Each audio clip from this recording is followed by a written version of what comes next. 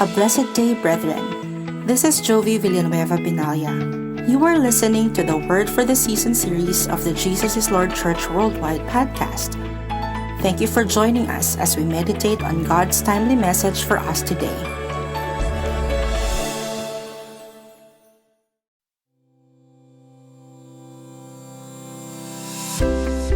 A blessed day, brethren. Welcome to the Jesus is Lord Church Worldwide podcast. Thank you for joining us as we meditate on God's message to us through the Sunday preachings from Jesus the Healer episodes. With open heart, mind, and spirit, let us pray that God would speak to us today. Ang ating pong theme verse for the month of July is Luke chapter 15 verse 7 and Proverbs chapter 11 verse 30. Sabi po dito in Proverbs 11 verse 30, the fruit of the righteous is a tree of life, and he who wins souls is wise. Somebody say, win souls. He who wins souls is wise. You know, leading people to God is something a wise person does. Luke chapter 15 verse 7, sabi po dito, I tell you that in the same way, there will be more rejoicing in heaven over one sinner who repents than over 99 righteous persons who do not need to repent.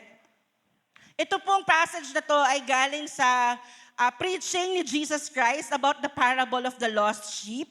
Naalala po natin, kinuwento po ni Jesus ng isang shepherd daw po ay kung meron siyang 100 sheep at nawawala ang isa, iiwan niya yung 99 para hanapin yung isa.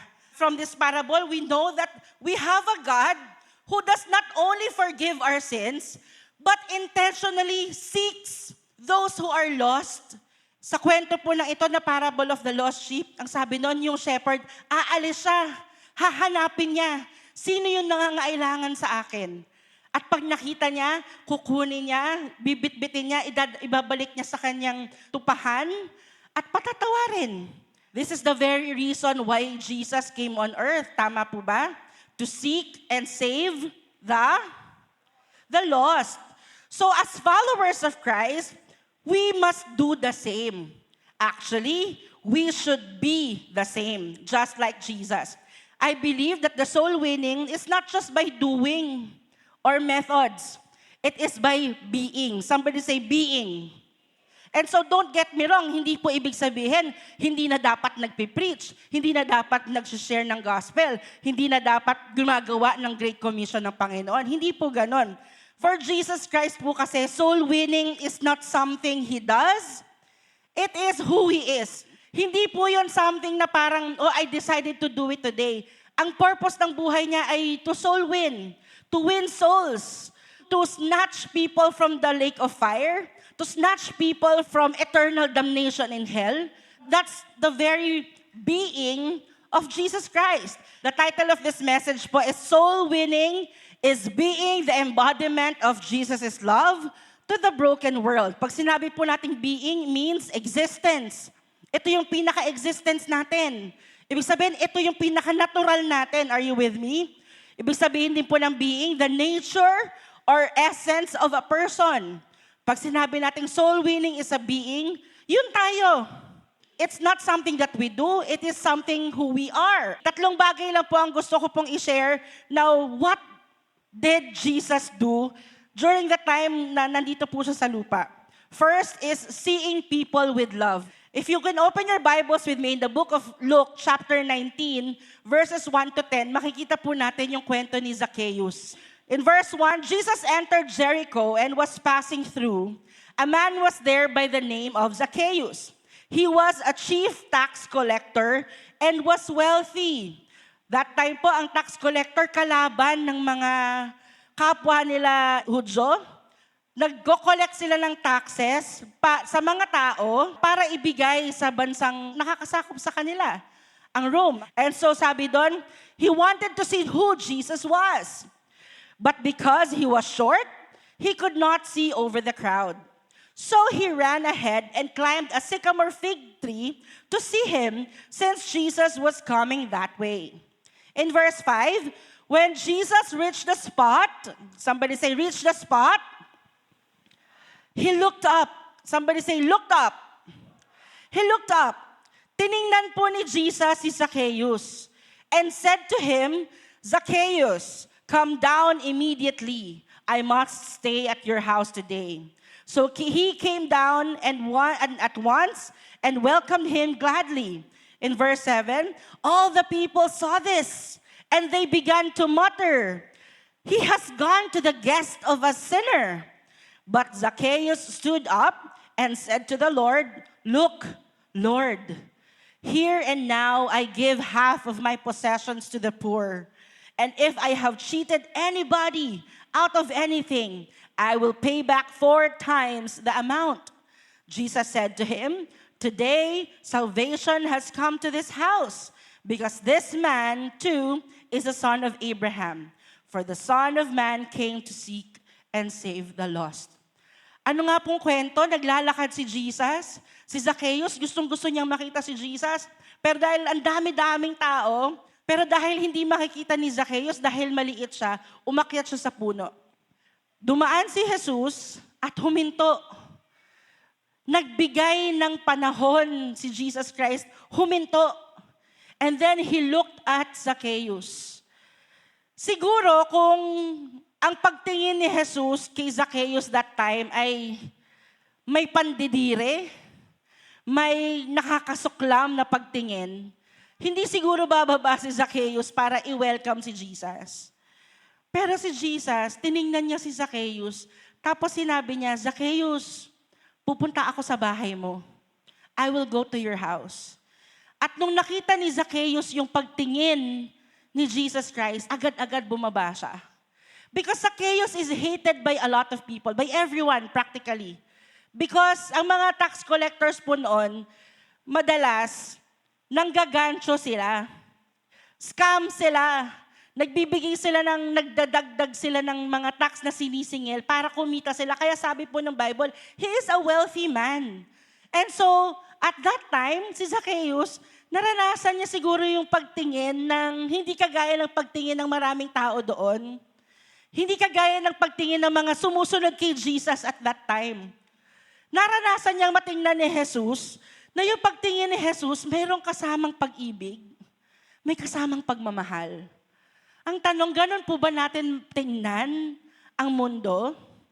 O may pagtingin po tayo na bilang Kristiyano? Kasi sabi po ng isang pag-aaral, maraming daw pong Kristiyano, mataas ang pagtingin sa sarili dahil nakatanggap tayo ng pagpapatawad ng Panginoon. Na ang tingin natin sa mga makasalanan, nakakadiri. Pero si Jesus, hindi niya ganun tingnan ang mga makasalanan. Are you with me?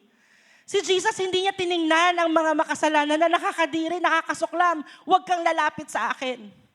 Instead, Jesus saw people, looked at people with love. And because Jesus stopped and looked at Zacchaeus, Zacchaeus decided to change his life. May sinabi po ba si Jesus kay Zacchaeus nung bumaba siya? Sabi lang niya, pupunta ako sa bahay mo. Hindi niya sinabing, ikaw makasalanan ka. Ikaw ganito ginawa mo. Ikaw ganito ka. Dapat magsisi ka. Hindi po ginawa ni Jesus yon. Wala po tayong mababasang ganon. Ginawa lang ni Jesus, tiningnan niya lang. Tapos sinabi niya, pupunta ako sa inyo. Pupunta ako sa bahay mo. And what happened? There's a change. Somebody say change. Si Zacchaeus po, nabago ang puso. We must begin looking at people with love. Because how will they believe Jesus' love if what they see in our eyes is rejection, judgment, or hatred? Si Pastor Jeremiah Stipek, siya po ay, bago po siyang hire, sa isang malaking kongregasyon. Ang kongregasyon daw po ng church na yon ay about 7,000 to 10,000 congregation. Parating po si Jeremiah Stipek, for the very first time, magsasalita siya doon sa pulpit. That morning, meron daw pong isang homeless guy na nandun sa labas ng pintuan ng simbahan. At habang dumarating po ang mga tao nung simbahan na yon, tinitingnan lang nila at naiisip nila, bakit kaya nandito tong homeless guy na to? Hanggang sa napupuno na po ang simbahan, pumasok po itong homeless guy sa loob ng simbahan at umupo siya doon sa harap ng simbahan. Hanggang sa siguro nagtitinginan na ang mga tao, meron pong isang usher na lumapit. At sinabi sa kanya na, nakaka-distract po kasi kayo. Pwede po, doon na lang po kayo sa likod. So, as the time goes by, oras na po para tawagin at para i-welcome si Pastor Jeremiah Stipek. And habang nagsasalita po yung tao na mag-welcome sa kanya, sinasabi niya sa kongregasyon, for the very first time, let us all welcome our pastor, Pastor Jeremiah Stipek. Nagpapalakpakan po yung mga tao. Excited silang makita yung bago nilang pastor. Hanggang sa yung homeless guy po na nasa likod, tumayo at lumakad papunta sa harap. Yung homeless guy po na yun pala ay si Pastor Jeremiah Stipek na nagdamit na homeless, na madumi, na parang hindi nakaayos. And the homeless man took the microphone and recited Matthew chapter 25, verse 34 to 45. Ang sinasabi po dito, nung ako ay nagugutom, pinakain mo ko. Nung ako ay nakakulong, binisita mo ko. Nung wala akong damit, dinamitan mo ko. Pero sinabi ng mga disciples, but Lord, kailan ka nagutom? Kailan ka nakulong? Kailan nangyari sa ito? And ang sabi ni Jesus Christ, kung ano yung ginawa mo sa list of your brother, ay ginawa mo rin sa akin. After he recited Matthew chapter 25, this pastor looked at his 10,000 congregation. He told them what he experienced that morning. At marami po sa kanila yumuko. Marami sa kanila nahiya. Marami sa kanila naiyak out of guilt. And he said, today, I see a gathering of people, not the church of Jesus Christ. Hindi sa dami ng kongregasyon, hindi sa ganda ng postura. Kung si Jesus po, ang kanyang pagtingin sa last, least, and lost, ay pa yung pagmamahal, dapat tayo din. Amen po ba? What can our look do? Is such a big deal po para sa mga lost, para sa mga hindi nakakakilala sa Panginoon. Minsan hindi mo na kailangan magsalita. Mapakita mo lang yung pag-ibig ng Panginoon. Nakikita po kaya ng ibang tao ang pag-ibig ng Panginoon sa atin? Can I hear an amen? Amen. But you know, Jesus didn't just look lovingly, He also spoke lovingly. Doon po sa binasa natin, sa kwento ni Zacchaeus, in response to the crowd, nagmamatter sila, pupunta siya sa bahay ng makasalanan. Pero ano sabi ni Jesus? For the Son of Man came to seek and save the lost. Hindi niya sinabing, oo nga makasalanan niya ito eh. And so, to do what Jesus did, first is that we see people with love. Second is speaking the truth with love. We have to speak lovingly. Are you with me? Have you ever spoken this to anyone? Alam mo, makasalanan ka kasi. Alam mo, kaya nangyayari sa'yo yan, pinaparusahan ka ng Diyos. Parang yung mga kaibigan ni Job. No?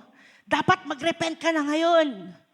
Ayan, yan yung mga words na that turns off other people. Are you with me po? Nakaka-turn off po para sa mga non-Christians na laging parang condemning ang pananalita. Now, some Christians see us as mere Bible verse sputtering insensitive people whose goal is to condemn. Dapat hindi po ganon. Jesus never did sugarcoat the truth, but His words never repelled people. Ang kwento po in John chapter 8, this is an NLT version, sabi po dito, Jesus returned to the Mount of Olives. But early the next morning, He was back again at the temple. A crowd soon gathered, and He sat down and taught them. As He was speaking, the teachers of the religious law and the Pharisees brought a woman who had been caught in the act of adultery. They put her in the front of the crowd. Sabi ng mga Pharisees, "Teacher," they said to Jesus, "this woman was caught in the act of adultery. The law of Moses says to stone her. What do you say?" Of course, Jesus knew na tinatrap siya ng mga Pharisees. Because if sabihin niya na hindi siya dapat i-stone, ibig sabihin nun, he is contradicting the laws of Moses. Pag sinabi naman niyang i-stone, yung mga tao magugulat sa harsh na act ni Jesus. And so what Jesus did, verse 6, they were trying to trap Him into saying something they could use against Him. But Jesus stooped down and wrote in the dust with his finger. They kept demanding an answer. So he stood up again and said, "All right, but let the one who has never sinned throw the first stone." Alam natin tong kwento na to. Sabi ni Jesus, kung sino yung walang kasalanan, siya yung unang bumato. Napaka-intelligent na nasagot. Then he stooped down again and wrote in the dust. Verse 9, when the accusers heard this, they slipped away one by one, beginning with the oldest, until only Jesus was left in the middle of the crowd with the woman. Then Jesus stood up again and said to the woman, "Where are your accusers? Didn't even one of them condemn you?" "No, Lord," she said. And Jesus said, "Neither do I. Go and sin no more." Now, first and foremost, notice how Jesus did not speak immediately. Minsan kasi nakokot tayo sa ating mga salita dahil we speak out of emotions, we speak out of first thing that comes into our mind without even thinking about it. Are you with me po? Si Jesus, hindi siya nagsalita agad. Kaya po pinipress siya ng mga tao Ano ang gagawin? Anong sumagot ka? Pero si Jesus, hindi. He took His time.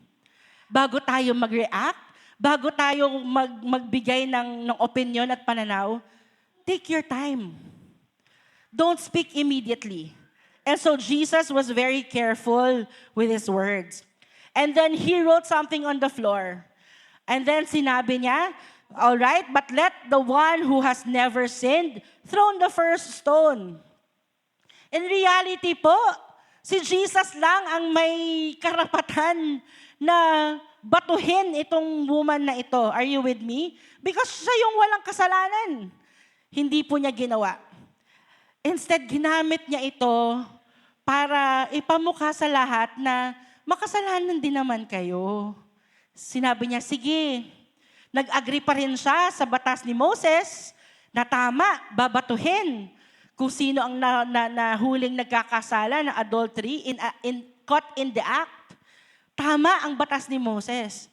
Pero sige, kung sino yung walang kasalanan, siya yung unang bumato. Did Jesus tolerate the sin?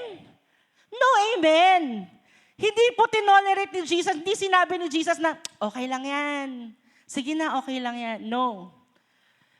But His correction, His rebuke was done in a very loving manner. Ano po ba yung loving manner? Yung loving manner is to bring that person to a relationship with Jesus Christ. To bring that person to a relationship with God. Hindi para lang mapatunayang may kasalanan siya. Hindi lang para mapatunayang mali ka at tama ako. Ang goal is to bring the sinners back to God. And that's the very essence of soul winning. Jesus never tolerated sin. He rebuked the woman and sinabi niya, "Go sin no more." Ganun po ang pag-ibig ng Diyos. Na tayo pong mga followers ni Jesus, tayo pong mga Kristiyano, dapat ganun din po tayo magsalita sa ibang tao. Sa ating pamilya, sa ating mga katrabaho, sa ating mga kaklase. Are you with me po? Meron po akong kaklase nung college. And nung na-meet ko po siya po ay in a relationship with the same gender. Babae po siya, tapos meron po siyang karelasyon na babae din at that time.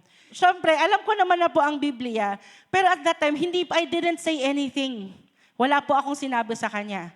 Alam niyo po, ginawa po namin, kinaibigan po namin siya along with a group of people. Kasama po namin siya sa isang group of friends. And as time goes by, alam po niya yung stand namin, alam po niya na mananampalataya po kami ng Lord. Alam niya lahat ng prinsipyo namin. But never did we question her or ask her about her choice.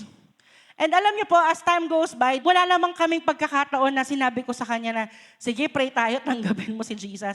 Wala po kaming ganong pagkakataon. Pero nagulat na lang po ako na nag-a-attend na siya ng church, nagde-devotion na siya, meron na pala siyang personal relationship kay Jesus, nag-share pa siya ng kanyang devotions. And Eventually talaga, tinigil po niya ang kanyang relasyon sa kapwa niya babae. Ngayon po, she is happily married sa isang lalaki. Uma-attend ng church. May personal relationship sa Panginoon. Alam niyo po, minsan, nito na lang po lately, sinabi niya sa akin, alam mo kung anong nagbigay ng impact, sabi niya, sa buhay ko? Kasi never niyo akong tinanong bakit ganun yung relasyon na pinili ko. Never ko kayong narinig na masama yung ginagawa ko. Never ko kayong narinig. Ang ginawa niyo lang, kinaibigan niyo lang ako. And that's when I realized na ganun pala talaga ang soul winning. Minsan, hindi mo kailangang magsalita ng masakit. Well, hindi mo talaga kailangan magsalita ng masakit. You pinpoint the sin. You let the person know na mali ito, pero hindi ibig sabihin kailangan mo siyang i-condemn because of that sin. Or else, malulose natin yung chance to bring that person to Christ. Kaya po tayo, first is we need to look at the person with love, not in a condemning way. We speak the truth, but with love. Are you with me po? Colossians chapter 4, verse 6, sabi doon, let your conversation be always full of grace. Somebody say, full of grace. Seasoned with salt, so that you may know how to answer everyone. Ang ating po bang mga salita ay full of grace? Ang ating po bang mga salita ay full of love? When we talk to people about Jesus Christ, do we represent Jesus Christ well? Kaya naman, hindi lang po basta having the eyes that sees with love or having the lips that speak with love. It is also a need for us to act with love. And this is my last point po, showing up with love. Jesus' approach to people is personal and relational. Most of the time, He came to people to meet their felt needs before addressing their spiritual needs. Like for example po, John chapter 5. John chapter 5, this is the story at the pool of Bethesda. Sabi doon, afterward, Jesus returned to Jerusalem for one of the Jewish holidays. Inside the city, near the sheep gate, was the pool of Bethesda, with 5 covered porches. Crowds of sick people, blind, lame, paralyzed, lay on the porches. Ito pong pool of Bethesda, I believe to be a pool of miracles. Pag daw po ito ay nagbabubble up or nagsistir up, ang paniniwala po ay kung sino daw po yung unang papasok dun sa pool, ay gagaling. And so Jesus went there, and one of the men, verse 5, one of the men lying there had been sick for 38 years. When Jesus saw him and knew he had been ill for a long time, He asked him, would you like to get well? Remember, Jesus knew na may sakit siya. Pero tinanong siya ng Lord. Tinanong siya ni Jesus. Hindi siya nag-insist na, ito kailangan mo to. Ito ang kailangan mo. Tinanong niya, gusto mo ba? Gusto mo bang gumaling? Hindi niya sinabi na, hindi, sa tingin ko, ito kailangan mo. Marami po kasi sa atin, minsan, sa sobrang galing na natin, akala natin, kung ano yung kailangan ng ibang tao, yun na yung kailangan mo, ito yung kailangan mo. Pero si Jesus, hindi. He knew that this person is already ill. Pero He was so courteous, natanungin pa rin siya, would you like to get well? And verse 7, sabi nitong may sakit, I can't, sir, the sick man said, for I have no one to put me in the pool when the water bubbles up. Someone else always gets there ahead of me. Jesus told him, stand up, pick up your mat, and walk. The miracle ng Panginoon. In verse 9, instantly the man was healed. He rolled up his sleeping mat and began walking. But this miracle happened on a Sabbath. So the Jewish leaders objected. They said to the man who was cured, you can't work on the Sabbath. Ano pong work yung ginawa? Yung pag-pick up ng mat. The law doesn't allow you to carry that sleeping mat. In verse 11, but he replied, the man who healed me told me, pick up your mat and walk. Who said such a thing as that? They demanded. The man didn't know, for Jesus had disappeared into the crowd. But afterward, Jesus found him in the temple and told him, "Now you are well. So stop sinning, or something even worse may happen to you." Then the man went and told the Jewish leaders that it was Jesus who healed him. What does it mean for us? Si Jesus, una niyang ginawa, ibigay yung pangangailangan nitong may sakit. Hindi niya agad sinabing, "Teka lang, bago kita pagalingin, dapat ito muna gagawin mo. Dapat bago ka bigyan ng ganito, dapat magsimba ka muna 7 beses bago ko ibigay yung gusto mo." But si Jesus, hindi po ganun yung ginawa niya. Ibinigay na niya kung ano yung immediate need nung may sakit, which is kagalingan. And then afterward, at saka niya ibinigay yung kapatawaran sa kasalanan, yung correction, binigay niya yung word na sin no more, or else baka worst ang mangyari pa sa iyo pagka nagpatuloy ka sa kasalanan. Now, just like Jesus, we must show up with genuine concern. Not just for the lost souls, but also for the immediate needs of others. Sa pangangailangan ng iba. Minsan, hindi naman po material ang pangangailangan ng iba. Kailangan lang may makikinig. Kailangan lang may magpe-pray. Because that will soften their hearts. And pag naramdaman nila yung pag-ibig ng Lord out of our help, then marirealize nila na, totoo palang may Diyos ito. Totoo palang yung Jesus na sinasabi niya, nabubuhay nga si Jesus through this person. The point is, when there's an opportunity to show love, the love of Christ, even through prayers, we do it po. Amen po ba? Hebrews chapter 13, verse 16. "And do not forget to do good and to share with others. With such sacrifices, God is pleased." Gumawa ng mabuti. Nabi-please po si Lord pagka meron tayong natutulungan. Are you with me? Ang soul winning, hindi basta lang iparealize yung pagkakamali. Dapat nagiging physical yung pagpapakita ng pagmamahal ni Jesus. Because yung spirits ay hindi pa open eh. Hindi pa open. And so, dapat physical muna mapakita mo yung pagmamahal ni Lord. Hanggang sa ma-open ang spirits, and then, at saka tayo makakapag-evangelize. Proverbs chapter 3, verse 27. "Do not withhold good from those to whom it is due. When it is your power to act," kung may kapangyarihan kang gumawa ng tama. 1 John chapter 3, verse 17. "If anyone has material possessions and sees a brother or sister in need, but has no pity on them, how can the love of God be in that person?" Paano natin masasabi na ang pag-ibig ng Diyos po ay nasa atin if meron tayong kakayanan magbigay, pero hindi tayo magbibigay? May kakayanan tayo. In-empower tayo ni Lord. Pinagpala tayo ni Lord para magbigay. Pero hindi tayo nagbibigay.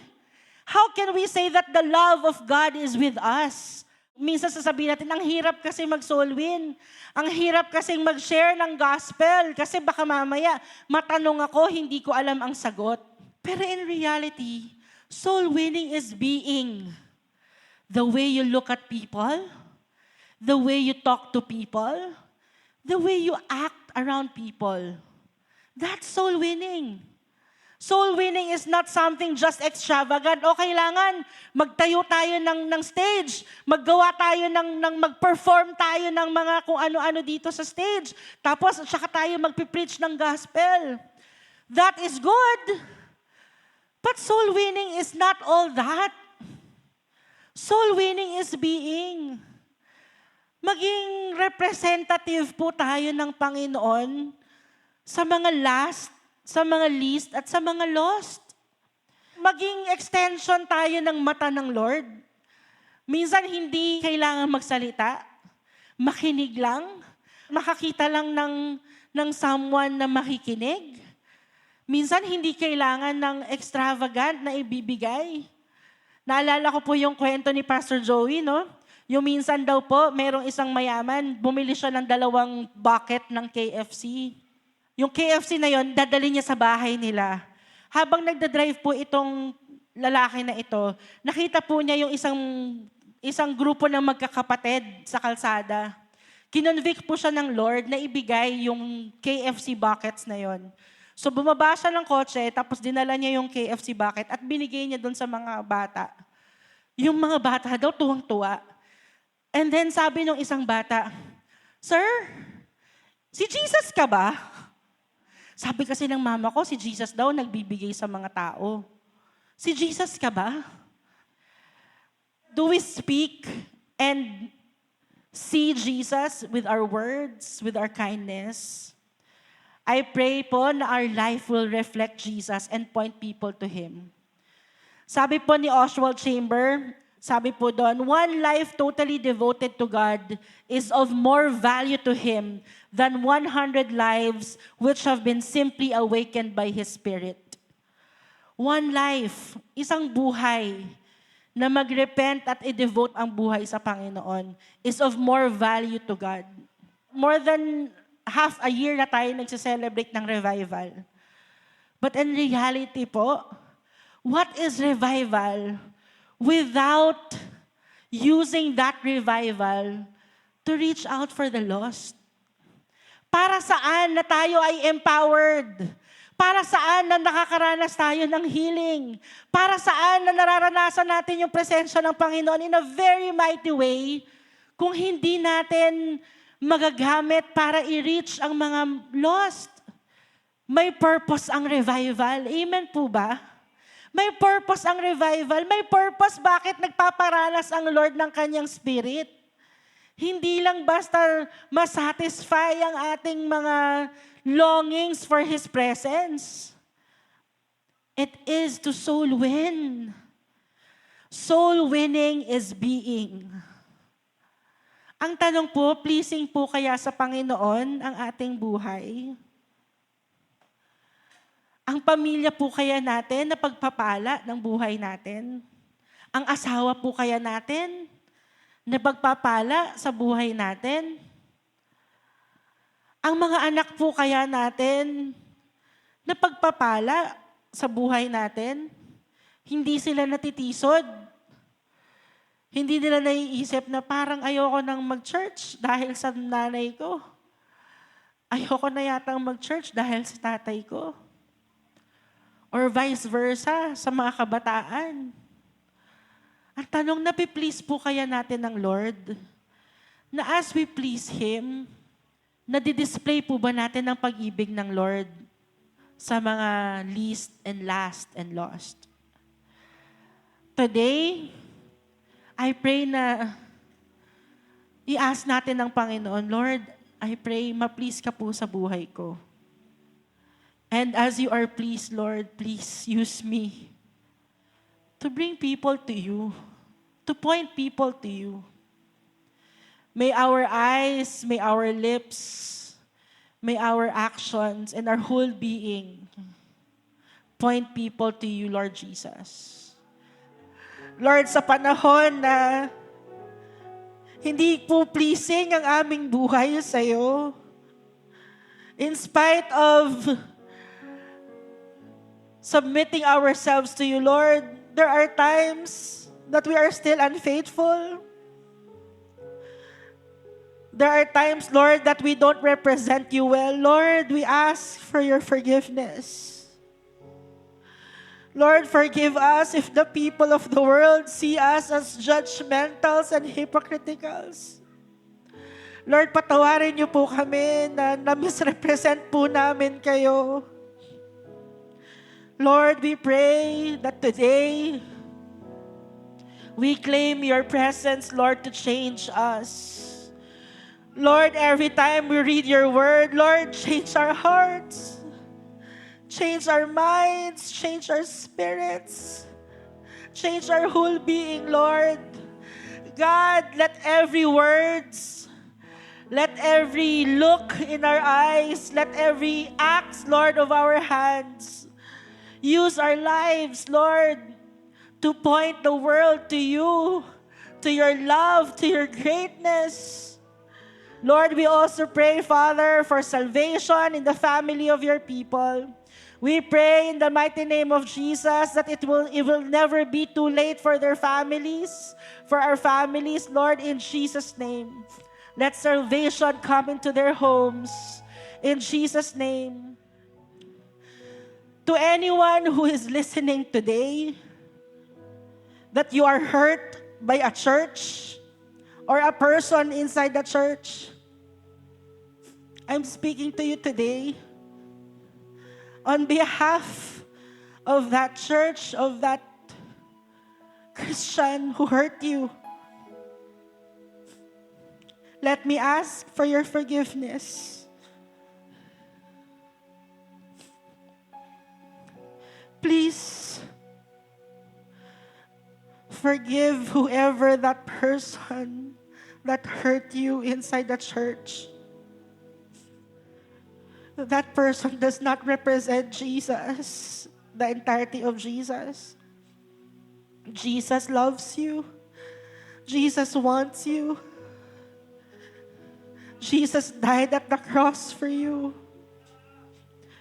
And He is waiting for you. I pray that you forgive that person who hurt you inside the church. And on behalf of the church, I would like to ask for your forgiveness.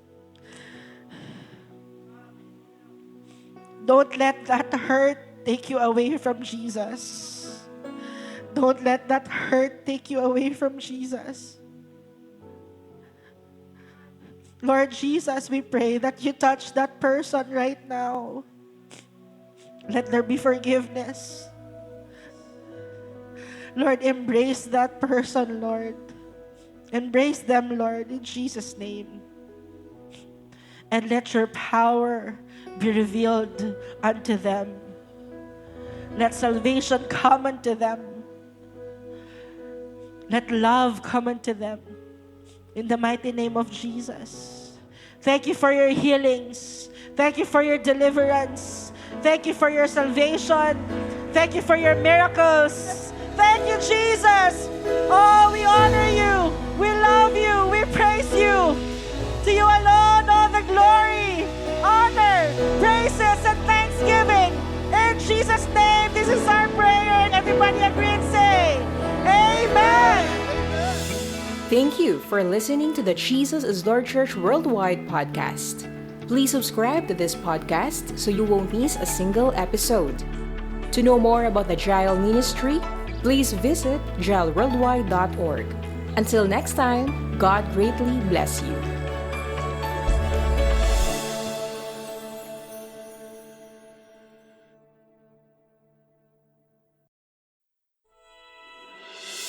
Thank you so much for listening to the Jesus is Lord Church Worldwide podcast. Please subscribe to this podcast so you won't miss a single episode. To know more about the JIL ministry, please visit jailworldwide.org. Until next time, God greatly bless you.